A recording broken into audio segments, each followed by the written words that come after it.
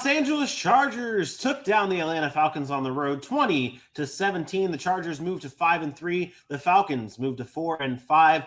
Chargers win this game on a 37-yard game winner on the leg of Cameron Dicker, who is on his, I believe it's his fourth team this season. His second game winner of the year, though, this time with the Chargers. He did it earlier in week 5 with the Eagles. Wild stuff from Cameron Dicker, but let's not say that he's the story of this game, because it comes down to a lot of other things that took place in this matchup.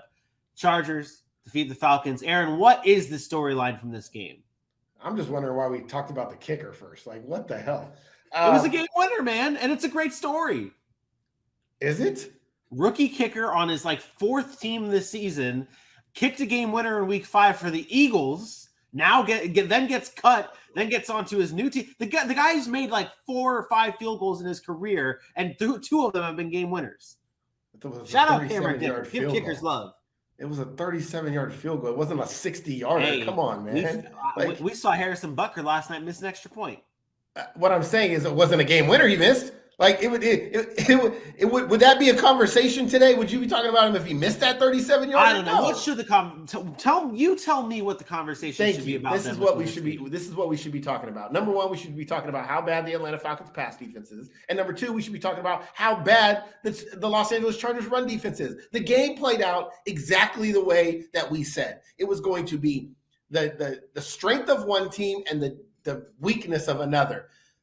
The Los Angeles Chargers are not a good football team, folks. You talk about frauds. We talk about teams that are frauds at 5-3. The Chargers are frauds at 5-3. They aren't beating anybody. They aren't beating anybody that has any substance in this league because they can't stop the run. 200 yards on the ground again for their opposing team. And yes, the Chargers found a way to win the game. We love that. We expect good teams to find ways to win games in ugly games. But this isn't 1 week of an ugly game.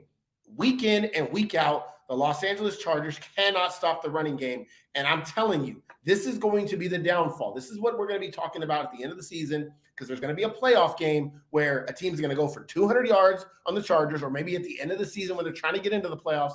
And we're going to say, see, we told you, that's why they're not contenders. They don't get a pass and say, oh, they just won the game, because they were supposed to be talked about as a Super Bowl favorite. A Super Bowl favorite, not a playoff team, a Super Bowl favorite. And now they're having struggles with the Atlanta Falcons, who they run the ball really well. But Tyler Algier, Cordero Patterson, and Caleb Huntley, come on, this isn't Derrick Henry. This isn't Nick Chubb doing it. This is Cordero Patterson, Caleb Huntley, and Tyler Algier with an offensive line that's good, but not great. And let's be honest, they probably got bailed out. They probably got lucky they won that game.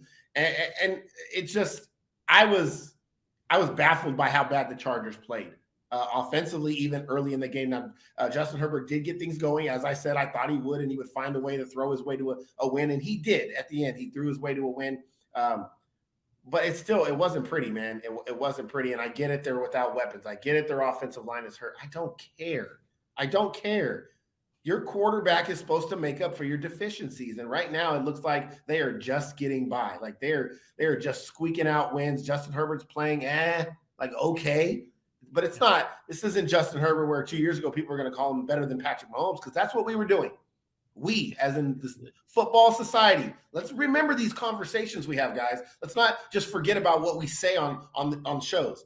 People were actually saying that he was up there with Patrick Mahomes and Josh Allen. I'm sorry, you can't watch these football games this year and say that. It's not even close. And the Chargers found a way to win, and I get it, but it still needs to be talked about.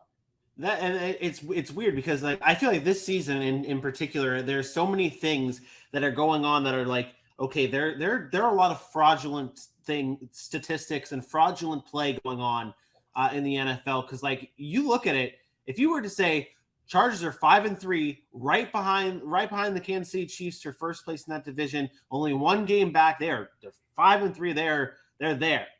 But in reality, it's almost like the Chargers are just another team. Like we talk about the middle group teams in the NFL, and they're kind of right there, maybe almost on the low end of things because of how bad their defense has been this season. And you talk about the games that they have won. I mean, this is they're not doing anything that's spectacular. It just seems like they're just there, and you don't. I think you're on to something with. I just don't think they can compete with the top dogs like we thought they would be, like they were supposed to be. Like, you know what their record was after 8 games last year?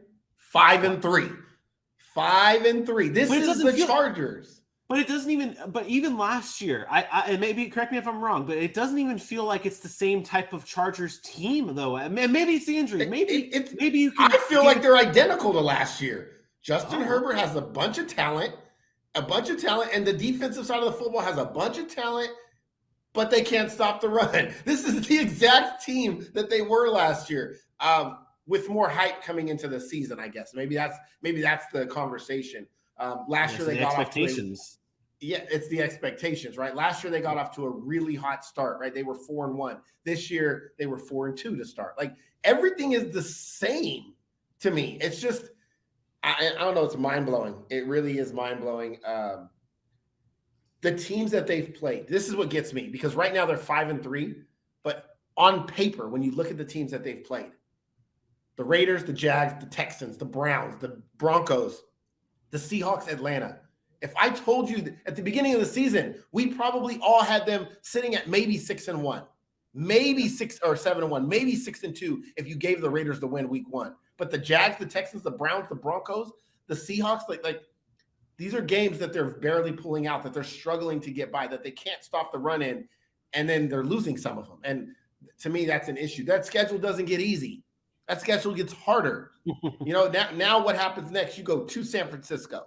You go play Kansas City again. Maybe Arizona's a cakewalk, and the Raiders, who knows, because the Raiders have been playing like crap. But you go to the Raiders, against the Dolphins, then the Titans. Like, it doesn't get easy over the next 6 weeks. So can they win those games? Absolutely. They're the type of team that can beat anybody. They have the team that can beat anybody. I will acknowledge the talent. But something isn't right there. Something is off, and you can't look at that squad and say they're a Super Bowl contender. And as far as the Falcons, that's the Falcons. This is what you saw yesterday is the Falcons. They're going to win some of those. They're going to lose some of those. Well, they've alternated wins in all after all 5 of their games, or every game this season. They've alternated win-loss, win-loss, win-loss. They are right there as a 500 team. Marcus Mariota, though, yesterday, 12 of 23, 129. It's his 3rd game this season with 0 passing touchdowns. Like you said, this is it for the Falcons. This is it. Like, this is what the Falcons are. They fall, though. They lose their number 1 spot in the NFC South. They are now 4-5. The Chargers 5-3.